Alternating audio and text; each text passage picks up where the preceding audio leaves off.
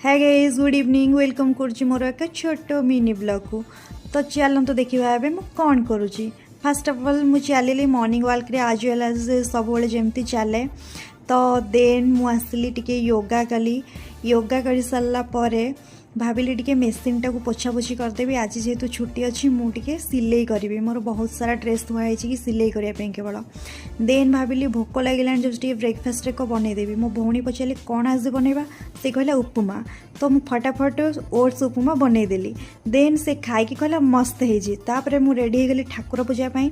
से लंच रे सब जहाँ प्रिपेयर करदे जह्नी पोस्त देन झुड़ंग भजा। तापर इच्छा है आंब चटणी खायापी। जेहेतु छात पर आंब गछ अच्छे दुई भणिया कौन छाड़ू खरारे चलू छात उपर को आंब आने सी टे देसी स्टाइल तार नसी घसी दे धोई देकी तलू आनला ग्राइंडिंग करदेला।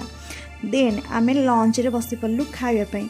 एते टेस्टी होता कहले भी नसरे। बहुत वर्ष पर बोधे आंब चटणी। जदि आपको वीडियो भल लगी लाइक शेयर सब्सक्राइब करंतु।